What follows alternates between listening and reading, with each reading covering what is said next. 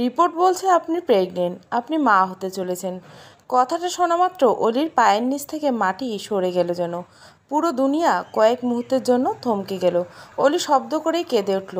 Doctor, এসব আপনি কি বলছেন? আপনার কোথাও ভুল হচ্ছে। ডক্টর অলির দিকে তাকিয়ে একটা শ্বাস ফেলল। অলির চেহারা দেখে তার মায়া হচ্ছে। কি মিষ্টি দেখতে মেয়েটা। অলি, আপনি বলতে চাইছেন প্রেগনেন্ট হওয়ার মতো তেমন কিছু আপনার সাথে হয়নি? আপনি তাহলে শিওর হওয়ার জন্য আল্ট্রাসাউন্ড করতেই পারেন। অলি চিবুক বেয়ে পানি গড়িয়ে পড়ল। সে কিভাবে তার বাবা মার সামনে যাবে? ডক্টর প্লিজ, আমার বাবা মাকে এসব বলবেন না। আমি বাচ্চাটা ফেলে দিতে চাই। সেটা সম্ভব নয় অলি। আপনি অ্যাডাল্ট নন। অ্যাবর্শন করা বেআইনি। তার উপর আপনি আনম্যারিড। আমার মনে হয় বিষয়টা আপনার বাবা মাকে জানানো উচিত। তারপর ওনারা যদি অ্যাবর্শন করাতে চায় তাহলে একটা উপায় আছে। যদি বাচ্চাটার বাবার বিরুদ্ধে রেপ কেস করেন তাহলে কোর্ট থেকে অ্যাবর্শন করার পারমিশন দিয়ে দিবে। এত এত জটিল কথা অলি সহ্য করতে পারল না। প্রচণ্ড মানসিক চাপ আর অসুস্থতাজনিত কারণে সে আবারও জ্ঞান হারালো। একজন নার্স এগিয়ে এসে অলিকে নিচে পড়ে যাওয়া থেকে বাঁচালো। ডক্টর আরেকজন নার্সকে বলল, ওনার বাবা মাকে ডেকে আনুন। আসমা বানু ও লিয়াকত হোসেন চিন্তিত মনে বাইরেই বসেছিল। তখনই নার্স তাদেরকে ডাকলো। তারা ডক্টরের কাছে যেতে ডাক্তার একটা শ্বাস ফেলে বলল, ব্যাপারটা অনেক বেশি সেন্সিটিভ, তবুও আপনাদের জানার অধিকার আছে। আসমা বানু মেয়েকে জড়িয়ে ধরল। তার এবার কান্না পাচ্ছে। লিয়াকত হোসেন স্বাভাবিক স্বরে জিজ্ঞাসা করলেন, বলুন কি হয়েছে আমার মেয়ের? উনি প্রেগনেন্ট। কথাটা শোনা মাত্র আসমা বানু আর লিয়াকত হোসেনের ভীষণ অবাক হয়ে গেলেন। সেই সাথে তাদের অনেক লজ্জাও করছে। আপনি শিওর ডাক্তার? মানে আপনার ভুল হচ্ছে না তো? ডক্টর নার্সের উদ্দেশ্যে বলল, ওনার আল্ট্রাসাউন্ড করার ব্যবস্থা করুন। আমি নিশ্চিত হতে চাইছি। অলিকে অবচেতন অবস্থায় বেডে শোয়ানো হলো। লিয়াকত হোসেন বাইরে এসে দাঁড়ালেন। তার সাথে একই সাথে রাগ, চিন্তা, লজ্জা সবগুলো অনুভূতি কাজ করছে। আসমা বানুর চেহারা থমথম করছে। তেমন কিছু হলে মেয়েকে কেটে টুকরো টুকরো করে ভাসিয়ে দিবে বলে ভেবে রেখেছে। আল্ট্রাসাউন্ড করার সময় ডক্টর নিশ্চিত হয় যে অলি প্রেগনেন্ট। বেবির হার্টবিটও এসে পড়ছে।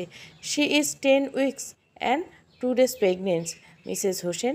কথাটা শোনা মাত্র আসমা বানু নিজেকে সামলে নিল। হসপিটালে বসে সে সিনক্রেট করবে না।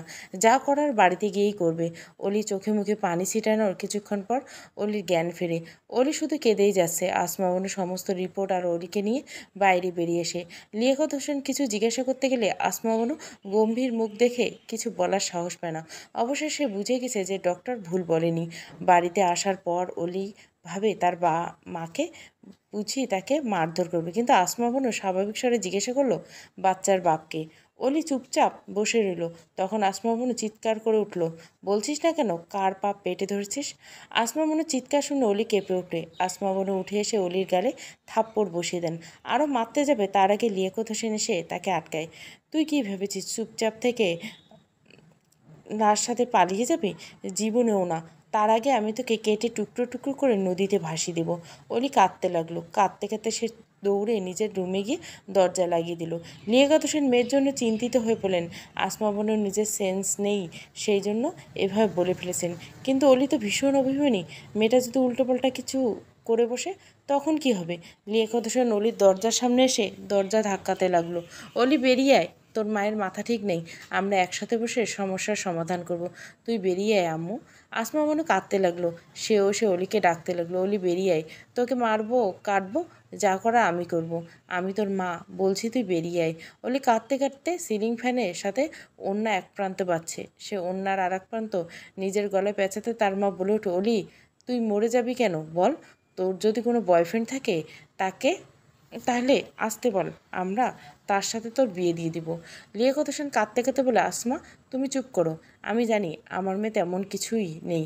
হয়তো এমন কিছু আছে যেটা মেয়েটা আমাদেরকে বলতে চেয়েও পারেনি। হয়তো কেউ আমাদের মেয়ের সাথে ফোর্সফুলি কিছু করেছে। কথাটা শুনে আসমা বানু এক মুহূর্তের জন্য স্তব্ধ হয়ে গেল।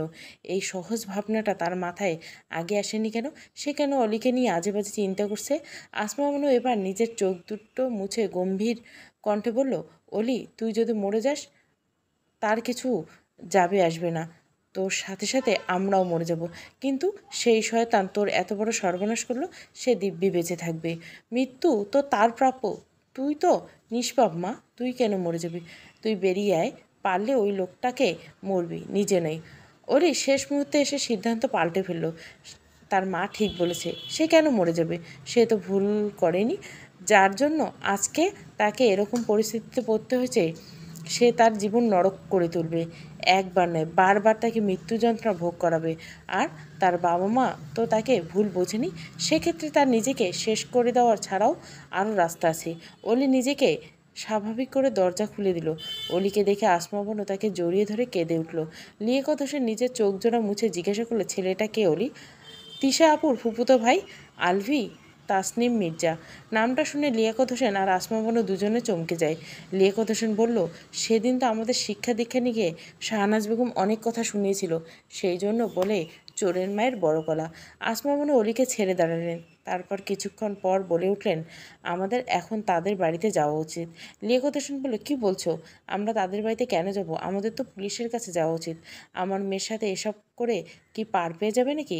আসমা মনে একটা শ্বাস ফেলে বলেন, ভুলে যেও না, ওনারা অনেক বিত্তবান, সেই সাথে ছেলেদের ক্ষেত্রে এসব মামলা করলে তাদের মান সম্মানের কিছুই হয় না। অন্যদিকে এসব কথা ছড়াছড়ি হলে কিন্তু এই সমাজ আমাদের থাকাটা মুশকিল হয়ে যাবে, এমন পরিস্থিতির সৃষ্টি হবে যে আমাদের বেঁচে থাকতেই পারবো না। কথাটা তেতো লাগলেও লিয়াকত হোসেন জানে কথাটা সত্য। আচ্ছা, কিন্তু এটা বলো যে সেখানে গিয়ে কি করব? আমরা অলির সাথে তাদের ছেলের বিয়ের প্রস্তাব নিয়ে যাব। কথাটা শুনে অলি ভীষণ চমকায়। মা, এসব তুমি কি বলছো? উনি একজন রেপিস্ট, যে আমার জীবন নষ্ট করে দিয়েছে, তাকে আমি কেন বিয়ে করব?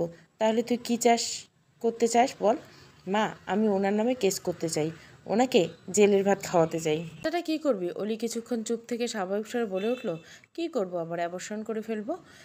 কিছুক্ষণ ভাবনা চিনতে পর অলির কথা মতো লিয়াকত হোসেন আসমান বানু অলিকে নিয়ে পুলিশের কাছে আসে। পুলিশ সব কিছু শুনে বলে, দেখুন, এভাবে তো আর কারো বিরুদ্ধে হুট করে রেপ কেস করা যায় না, তাছাড়া ঘটনার 2 মাস হয়ে গেছে, আপনারা এতদিন বসেছিলেন কেন? আসমা বানু লিয়াকত হোসেন কিছুটা আনকমফোর্টেবল ফিল করছে। আশেপাশে পুলিশ গার্ডরা তাদের দিকে অদ্ভুতভাবে তাকিয়েছে। অলি স্বাভাবিক স্বরে বলে উঠল, আমি ভয়ে তখন কাউকে কিছু বলতে পারিনি, তাছাড়া ওনার মা আমাকে থ্রেট দিয়েছিল। পুলিশ হালকা হেসে বলে, দেখুন, এসব বিষয়ে মামলা করতে গেলে আগে মেডিকেল ক্লিয়ারেন্স লাগবে। বলে ভুরু কুচকে পুলিশের দিকে তাকায়, সে ব্যাপারটা বুঝতে পারেনি। আসমা বানু হঠাৎ উঠে দাঁড়ালেন, অলির হাত ধরে বাইরে এনে বললেন, এসব করে কোনো লাভ হবে না, সব কিছু করার পরও পুলিশ তাদের কিছুই করতে পারবে না। তুমি এসব কেন বলছো মা? যদি আমি অন্যায় বিচার না পাই তাহলে পুলিশ আছে কি করতে? তুমি ন্যায় বিচার পেয়ে কী করবে অলি? এত কিছুর পর তুই কি বাঁচতে পারবি? পারবি না। এই সমাজের মানুষের তুই চিনিস না, দেখলি না আসার সময় পাশের বাড়ির মহিলাটা কিভাবে তাকাচ্ছিল?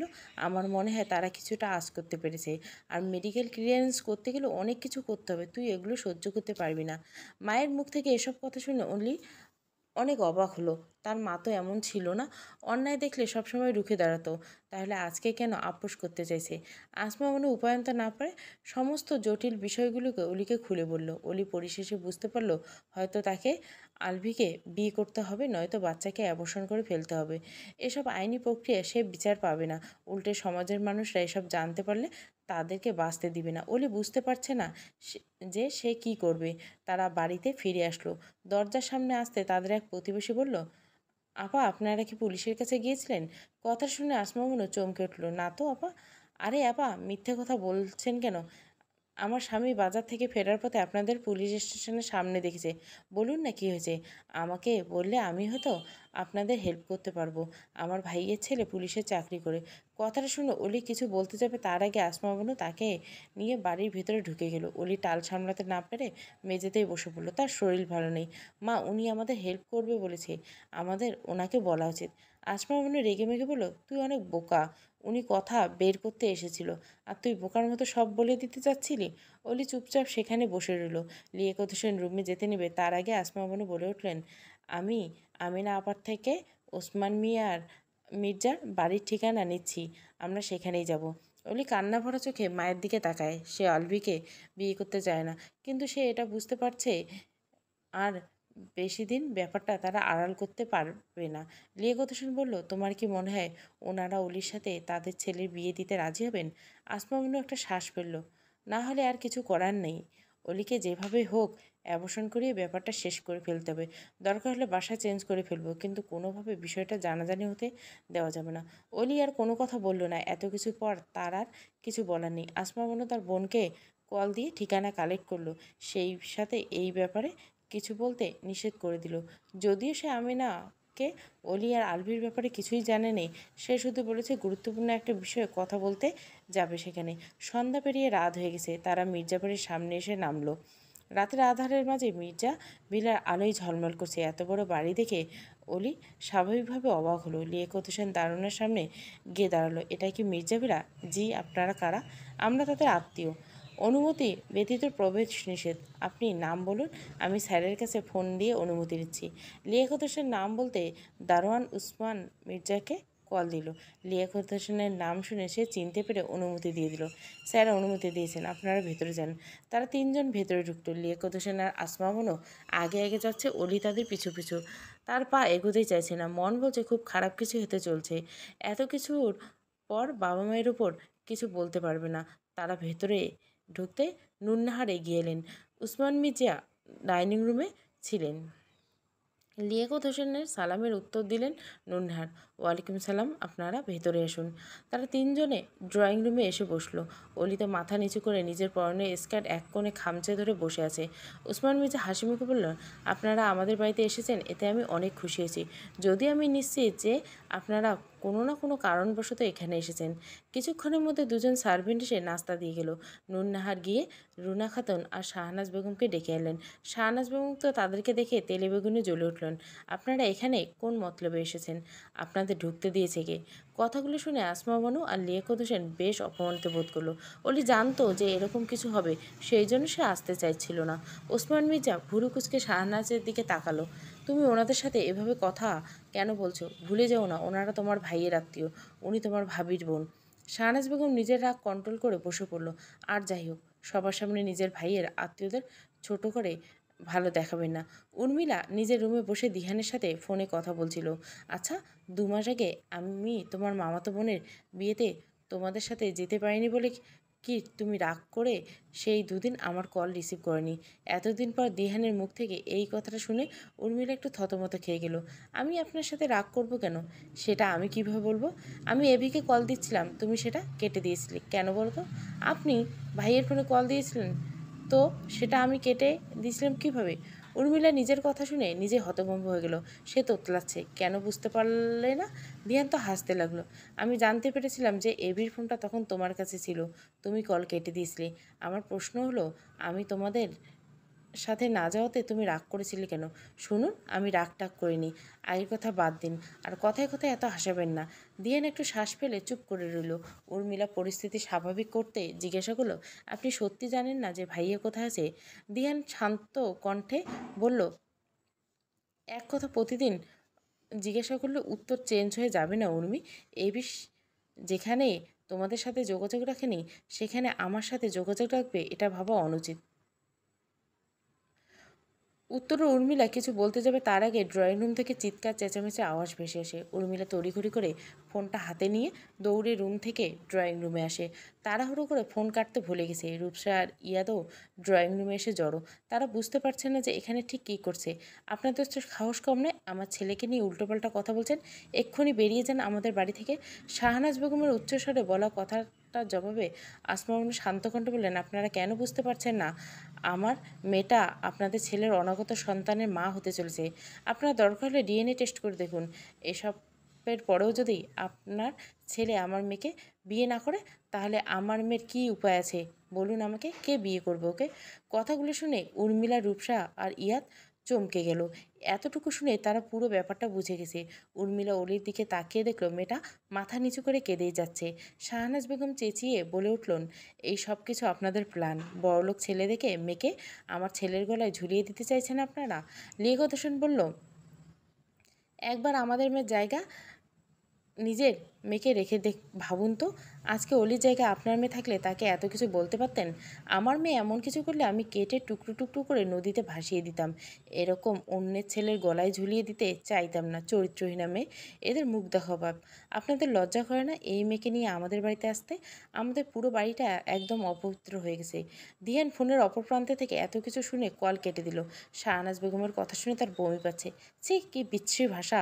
অলি এত কিছু সহ্য করতে না পেরে বলে উঠল, আমাকে চরিত্রহীনা না বলে নিজের ছেলেকে বলুন। কোথায় আপনার সেই কুলাঙ্গার ছেলেটা? আমাকে চরিত্রহীনা বানিয়ে কোথায় লুকিয়েছে? কি ক্ষতি করেছিলাম আমি তার? কেন এরকমটা করলো আমার সাথে? অলির কথা শুনে শাহনাজ বেগম আরও তেতে উঠলেন। এই মেয়ে, বের হ আমাদের বাড়ি থেকে, নইলে বাবা মা সহ ঘাড় ধাক্কা দিয়ে বের করে দিব।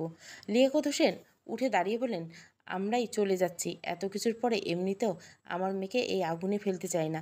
লিয়াকত হোসেন মেয়েকে আর আসমান পানুকে নিয়ে মির্জা ভিলা থেকে বেরিয়ে এলেন। অলি কাঁদতে কাঁদতে অবস্থা খারাপ। তার জন্য তার বাবা মা এভাবে অপমানিত হতে হলে জানলে আগে মরেই যেত। পুরো রাস্তা কেউ কারোর সাথে কথা বলল না। বাড়িতে এসে লিয়াকত হোসেন বললেন, যা হবার হয়ে গেছে। আমি আগের থেকে জানতাম যে ওনারা এরকমটাই করবেন।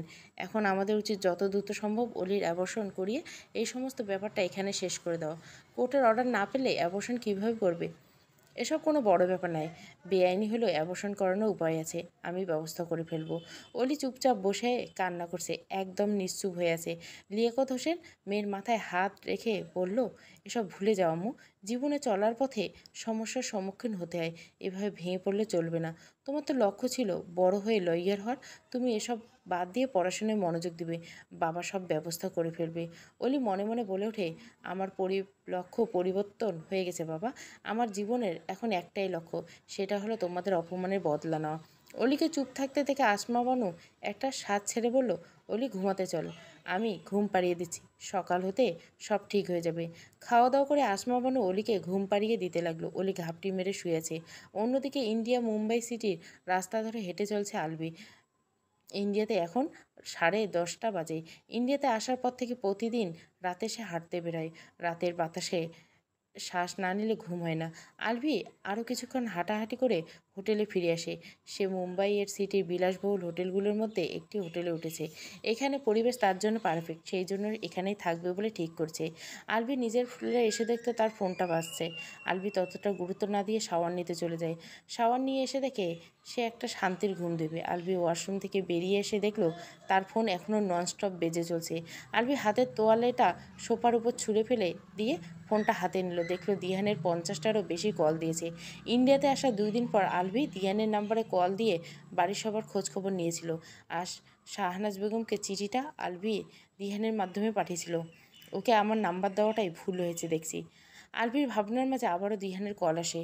আলভি একটা শ্বাস রেখে কলটা রিসিভ করে কানের কাছে ধরে, কিরে তুই কোন অসাধ্য সাধন করতে গিয়েছিলি বলবি আমাকে? কোনোদিনও কাজের সময় পাওয়া যায় না।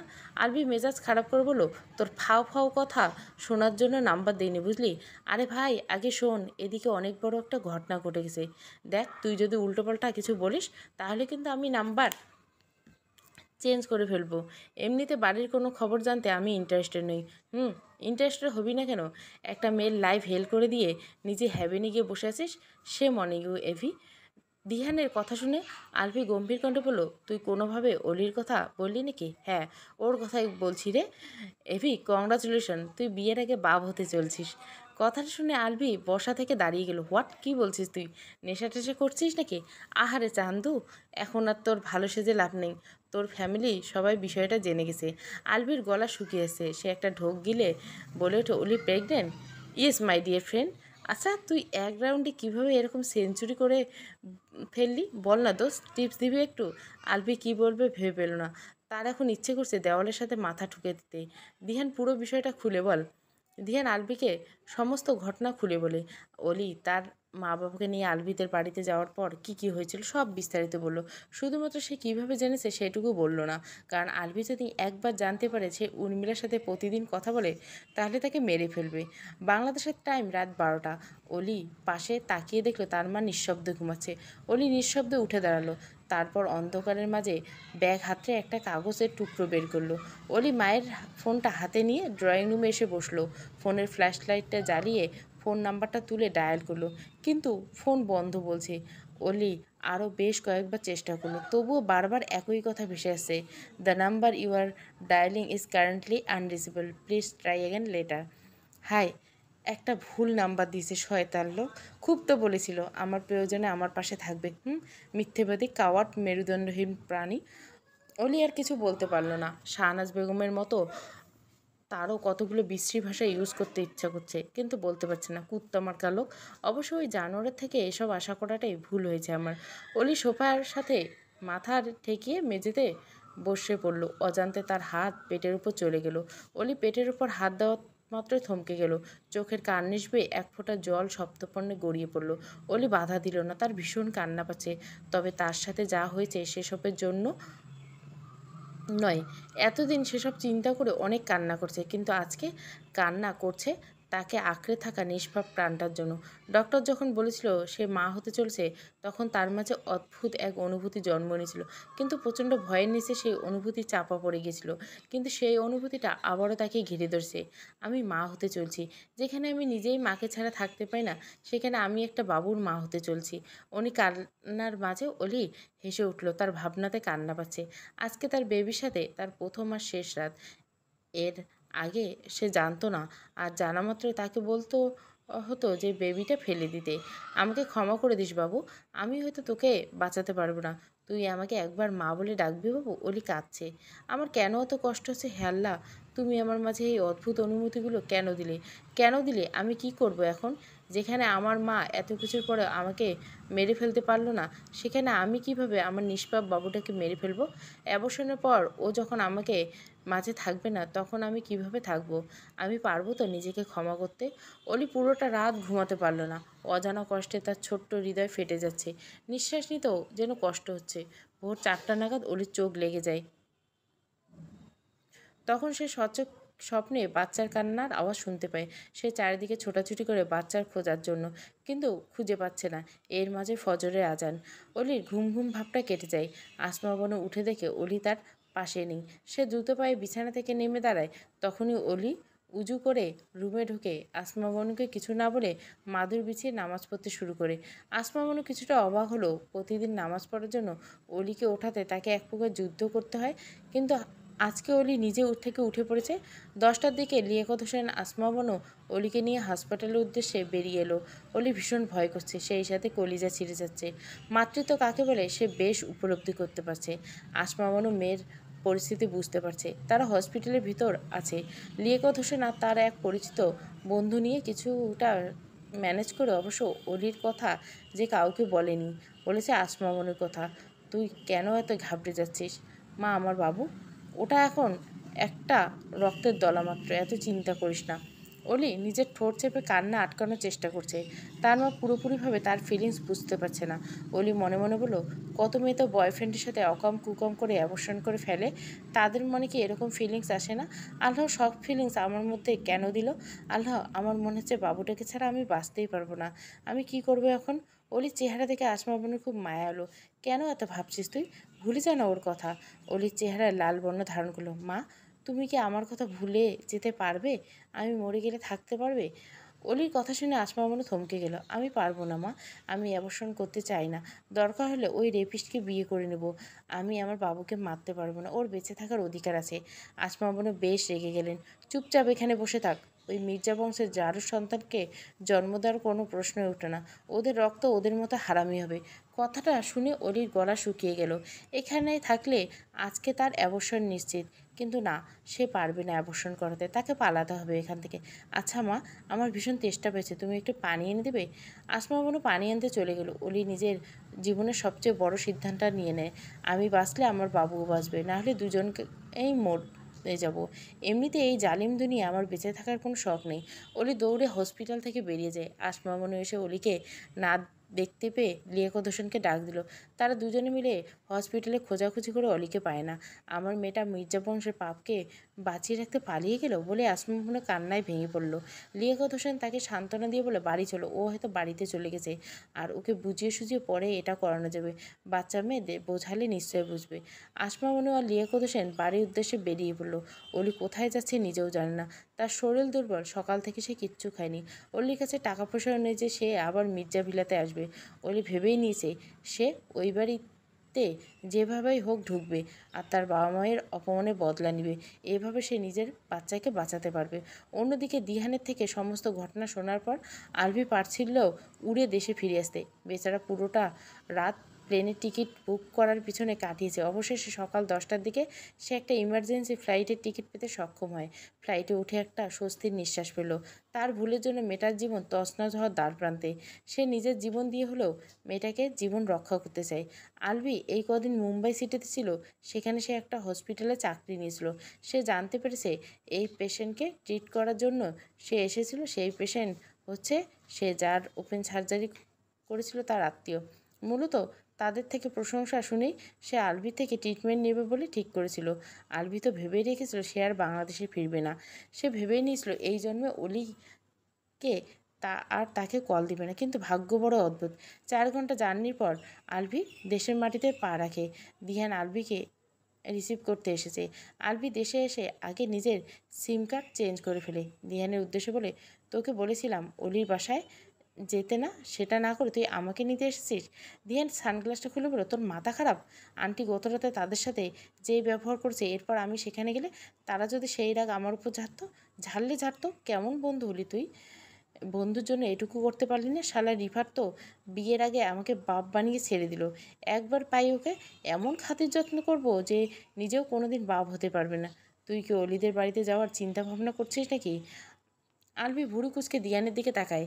আমি তো সেখানে যাওয়ার জন্য এত কাঠখড় পুড়িয়ে এসেছি, নইলে তুই আমাকে রাত 11টা বাজে জানিয়েছিলি।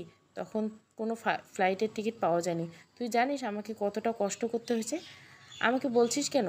তোকে আমি 9:30 থেকে কল দিয়েছিলাম, তুই তো ধরলি না। আমার দোষ কিসের?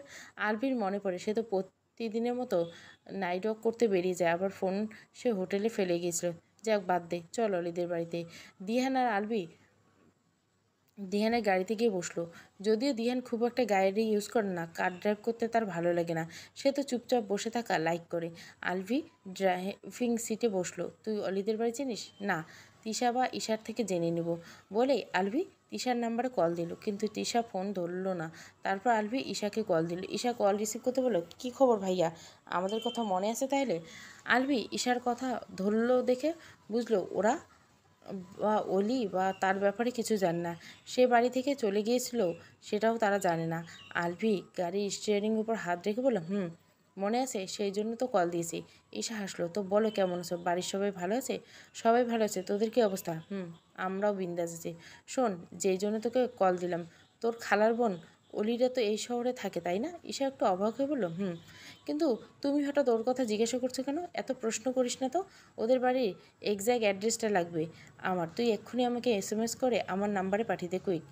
ঈশা আর কিছু বলতে যাবে তার আগেই আলভি তাকে কিছু বলার সুযোগ না দিয়ে কল কেটে দিল। ঈশা কিছুক্ষণ চিন্তার মধ্যে অলিদের বাড়ির অ্যাড্রেসটা আলভির নাম্বারে SMS করে পাঠিয়ে দিল। অ্যাড্রেস পেয়ে আলভি কার স্টার্ট দিল। বিকেল 5টা নাগাদ আলভি অলিদের বাড়ির সামনে এসে পৌঁছালো। একতলা বাড়িটার সামনে মূল ফটকের ওপাশে অনেকগুলো গোলাপ ফুলের গাছ লাগানো। ফুল দেখলে আলভির হাত পা চুলকা শুরু করে, কারণ গোলাপ ফুলে তার অ্যালার্জি আছে। ভাবা যায় যে ফুলকে অপছন্দ করে সেই প্রিয় ফুলকে অলি ভালোবাসে। আলভি পকেট থেকে রুমাল বের করে মুখে রেখে দেয়। দিয়ান চোখ বড় বড় করে আলভির দিকে তাকায়। এই, তুই কি বিয়ে করতে এসেছিস নাকি? এভাবে জামাইয়ের মতো রুমাল দিয়ে মুখ ঢাকছিস কেন? এখনকার দিনে তো জামাইরা এভাবে মুখ ঢাকে না। গাধা, ভুলে গেলি রোজ ফ্লাওয়ারে আমার অ্যালার্জি আছে? ও হ্যাঁ, ভুলে গেছি। আমার নিজেরটাই তো মনে থাকে না, তোরটা ভুলে যাওয়া স্বাভাবিক। যাই হোক, তুই একাই যা, আমি বরং এখানে থেকে। তুইও যাবি? নো ভাই, তুইও যাবি আমার সাথে। ভাই গেলে মারধর করতে পারে। তোর মা যেভাবে অপমান করছে, তুই একাই যা প্লিজ। শুধু শুধু আমাকে মার খাই কী লাভ? আলভি দিয়ানের হাত টেনে ধরে মেইন ফটক পেরিয়ে দরজার সামনে দাঁড়ালো।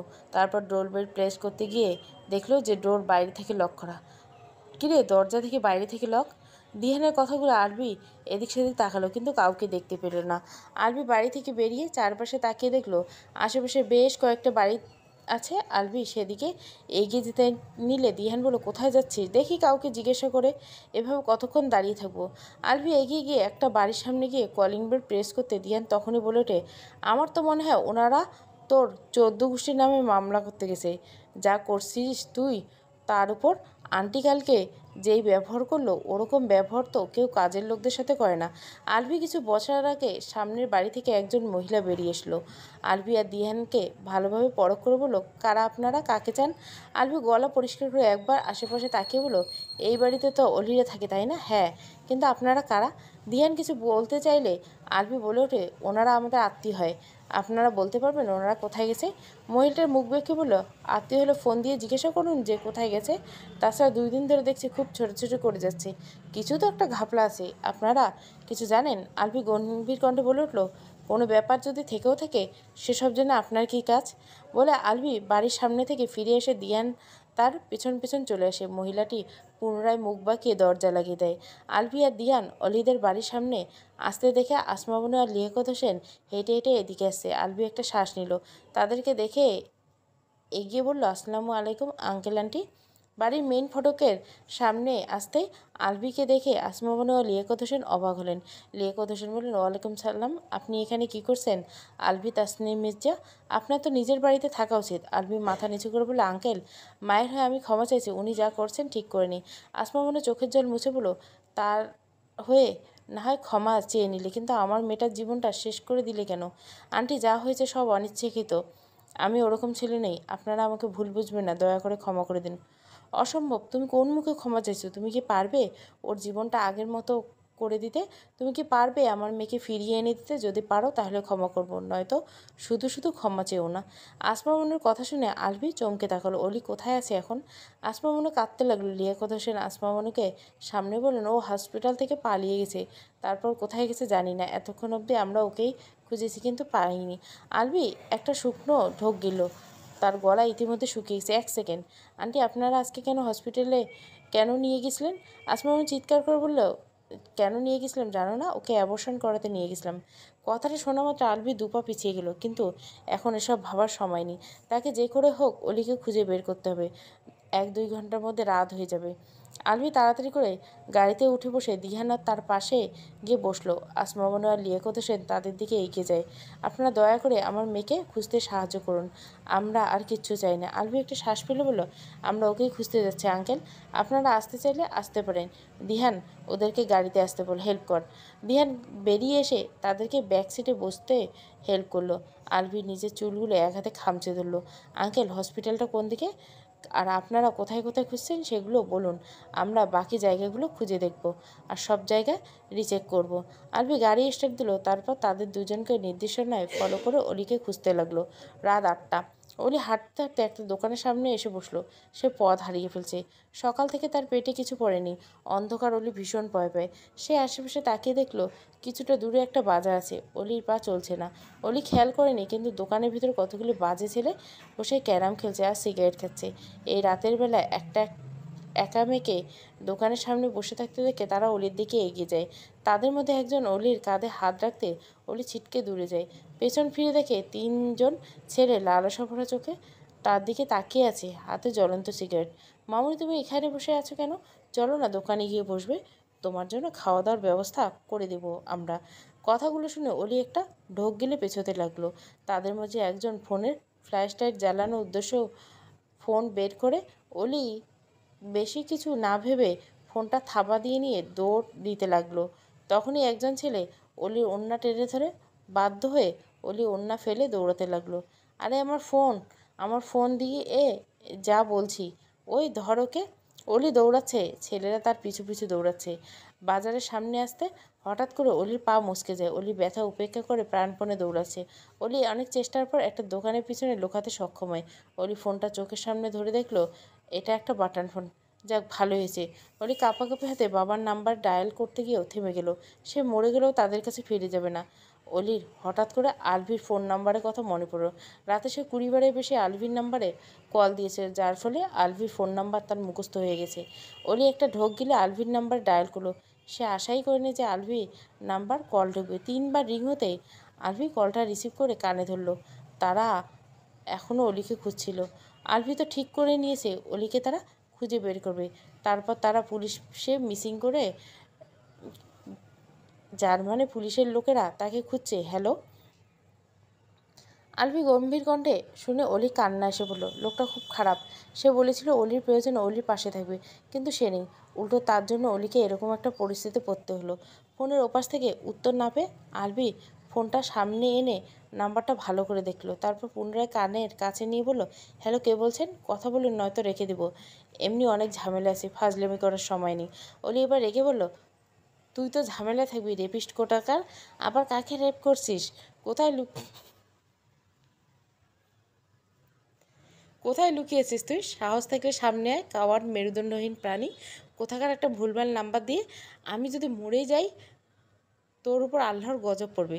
কথাগুলো বলতে বলতে অলির ফোনের ব্যালেন্স শেষ হয়ে গেল। এদিকে আলভি অলির কথাগুলো শুনে স্তব্ধ হয়ে গেছে। তবু নিজেকে সামনে নিয়ে সে আবারও সেই নাম্বারে কল দিল। অলি কলটা রিসিভ করে কানে ধরে বলল, কল দিতে হবে না, তুই মেয়েবাজি কর গিয়ে। আমার সাথে যা যা করছিস তোর শাস্তি আল্লাহ তোকে দেবে, জানোয়ার কোথাকার। অলি একটা শ্বাস ফেলে শান্ত কণ্ঠে বলল, তোমার সব কথা আমি পরে শুনবো, এখন বলো তুমি কোথায় আছো? তোকে বলবো কেন? তুই করবি কি করবি তুই আমার ব্যাপারে জেনে? তোর আগে পিছিয়ে তো মেয়ের অভাব নেই, বড় লোকের ছেলে তুই। আমি শুধু জানতে চাই সেসব মেয়েদের রেখে কেন আমার সাথে এমন করি। শুনে রাখ, আমি মরার আগে তোর নামে মামলা করে যাব। আমার মৃত্যুর জন্য তুই আর তোর মা দায়ী। দরকার হলে আমার লাস্টে পোস্টমর্টম করে প্রমাণ হবে যে তুই আমাকে রেপ করেছিলি। এটা তোরই জারজ সন্তান। অলির কথাগুলো শুনে আলভির চোখ দুটো রক্তবর্ণ ধারণ করলো। সেই সাথে হৃৎস্পন্দন যেন থমকে গেল। আলভি একটা ঢোক গিলে বলে উঠল, অলি প্লিজ বলো তুমি কোথায় আছো? অলির নাম শুনে আসমা মনে আর লিয়াকত হোসেন আলভির দিকে তাকায়। অলি কল দিয়েছে? ও কোথায় আছে দাও না, আমি ওর সাথে কথা বলি। আলভি কথা না বাড়িয়ে আসমা মনের দিকে ফোনটা এগিয়ে দিল। এই মেয়ে তাকে কিছুতেই লোকেশন বলবে না। আলভির চোখ মুখ ইতিমধ্যে থমথমে করছে। অলি তাকে এতটা ঘৃণা করে সেটা সে ইতিমধ্যে উপলব্ধি করেছে ফেলে। অলি তো ফোনের অপর পাশ থেকে যা না তাই বলে যাচ্ছে, আমি তোর নামে মামলা করতে যাচ্ছি, বুঝলি? আমি সেখানে গিয়ে যা যা করতে হয় সব করব। তোকে আর তোর মাকে আমি দেখিয়ে নেব। তোর মা আমাকে চরিত্রহীনা বলেছিল, তাই না? আমিও দেখিয়ে দিব যে একজন চরিত্রহীনা কতদূর পর্যন্ত যেতে পারে। আসমা মনে এসব শুনে বলে ওঠে, অলি এসব কি ভাষা ব্যবহার করছো? পাগল হয়ে গেছিস? এখন কি এসব বলার সময়? আর তুই ফোন কই পেলি? কোথায় আছিস তাড়াতাড়ি বল। মায়ের কণ্ঠ শুনে অলি চুপ হয়ে গেল। সেই সাথে মনে পড়ল সে এখন মহাবিপদে আছে। অলি সাথে সাথে নিজের মায়ের কাছে লোকেশন বলে দিল। সে সাইনবোর্ডে এখানে নাম ঠিকানা দেখেছিল সেসব বলে দিল। তার কথার মাঝে ছেলেগুলো তার সামনে এসে দাঁড়ায়। এখন তুমি কোথায় যাবে মামনি? অলি ফোনটা তাদের দিকে এগিয়ে দিয়ে বলে, আপনার ফোনটা নিয়ে নিন, আমাকে ছেড়ে দিন প্লিজ। ফোনের ওপাশ থেকে এসব কথা শুনে আসমা বনু আলভির দিকে ফোনটা এগিয়ে দিয়ে বলে, আমার মেয়েটা বিপদে আছে, তোমরা দয়া করে ওকে উদ্ধার করো। আলভি ফোনটা নিয়ে এক হাতে কানের কাছে ধরে আর এক হাতে গাড়ি স্টার্ট দেয়। আসমা বোনের লোকেশন দিতে দিহান গুগল ম্যাপ করে বুঝতে পারে তারা বর্তমান সেই রাস্তাতে এসে। এভি আন্টি যেই লোকেশনটা বলছে সেটা তো আমরা এখন যে জায়গায় এসে সেই জায়গার নাম। কথাটা শোনা মাত্র আলভি গাড়ি থেকে নামিয়ে ফোনের অপর পাশ থেকে শুনতে পায়, ফোনটা ফেরত দিচ্ছ? ভালো কথা, কিন্তু তোমার ওড়নাটা ফেরত দেবে না বলেই ছেলেটা অলির দিকে ওড়না এগিয়ে দেয়। অলি ওড়নাটা নিতে গেলে ছেলেটা অলির হাত ধরে। অলি আর একটা হাত বুকের উপর রেখে চিৎকার করে বলে, ছেড়ে দিন আমাকে, আপনাদের পায়ে পড়ে। ছেলেগুলো হাসি আর কান্নার শব্দ শোনামাত্র আলভির মাথা গরম হয়ে যায়। সে অলিকে পাগলের মতো খুঁজতে শুরু করে। আসমা মনে লিয়াকত হোসেন আর দিহান আলাদা হয়ে অলিকে খুঁজছে। অন্য একটা ছেলে অলির থেকে ফোন নেওয়া মাত্রই কল কেটে যায়। বাকি দুজন ছেলে অলির দুটো হাত টেনে অলিকে টেনে হিঁচড়ে দোকানের পিছনের সাইডে নিয়ে যেতে লাগলে তখন অলি শরীরের সমস্ত শক্তি দিয়ে চিৎকার করে দিল। অলির চিৎকার শুনে আলভির পাজরা থেমে গেল। সে সেই শব্দ অনুসরণ করতে অলির কাছে পৌঁছাতে সক্ষম হলো। আলভিকে দেখে ছেলে তিনজন অলিকে ছেড়ে দিয়ে আলভির সামনে এসে দাঁড়ায়। এই পাশটা অন্ধকার থাকতে আলভির চেহারা বোঝা যাচ্ছিল না। তুই কে রে? আমাদের কাছে বাধা দিচ্ছিস কেন? আলভি উত্তর না দিয়ে তিনজনকে মারতে শুরু করে। অলি কোনো মতে উঠে দাঁড়িয়ে ওড়নাটা গায়ে জড়িয়ে নেয়। সে তো কান্না কিছুতেই থামছে না। তুই আমাদেরকে মারছিস কেন? তুই চাইলে ওকে আমরা তোর সাথে শেয়ার করতে পারি, তাও মারিস না। কথা শুনে আলভি সেই ছেলেটার কলার চেপে ধরে বলল, আমার জিনিস আমার সাথে শেয়ার করার কথা বলছিস? তোদের সাহস হলে কী করে আমার জিনিসে হাত দেওয়া? তোদের এমন অবস্থা করব যে নিজের জিনিসও আর হাত দিতে পারবি না। বলে আলভি এক এক করে তিনজনের হাতের সব আঙ্গুল ভেঙে গুঁড়ো গুঁড়ো করে দিল। এদিক থেকে চিৎকার চেঁচামেচি শুনে দিহান, আসমা মনোয়ার, লিয়াকত হোসেন সহ আরও বেশ কয়েকজন লোক এগিয়ে এলো। আলভি থেকে ছাড়া পেতে তিনজন পালিয়ে গেল। আশেপাশের মানুষ ব্যাপারটা বুঝতে না পেরে জিজ্ঞাসা করে উঠতে অলি বলল, আমি যখন চিৎকার করছিলাম তখন আপনারা কোথায় ছিলেন? এখন এসেছেন কেন? বেশ করেছেন, ওদেরকে মেরেছেন। ওদেরকে একদম মেরে ফেলা উচিত ছিল।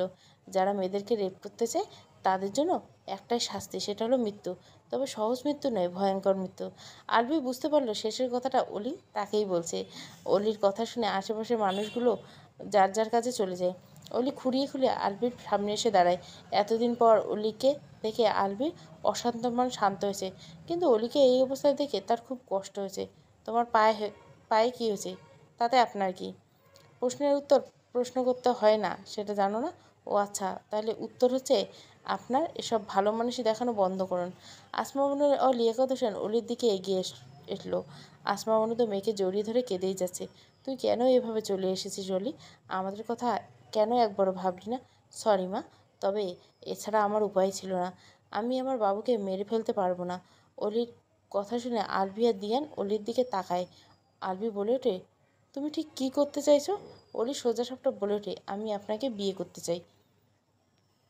কথাটা শুনে আলভি অলির দিকে অবাক চোখে তাকায়। তুমি ভেবেচিন্তে বলছো? আমি আমার বাবুর কথা ভেবেচিন্তে এই সিদ্ধান্ত নিয়েছি। আর আপনি যদি আমাকে বিয়ে করতে না চান তাহলে আমি আপনার নামে মামলা করব, আপনাকে জেলের ঘানি টানাবো। আসলে কি বলুন তো, ওটা আপনার যোগ্য জায়গা। তবু আমার বাবুর কথা ভেবে আপনার মতো লোককে বিয়ে করতে রাজি হয়েছি। আমাকে জেলের ভাত পাঠিয়ে তুমি তোমার বাবুকে একা বড় করতে পারবে তো?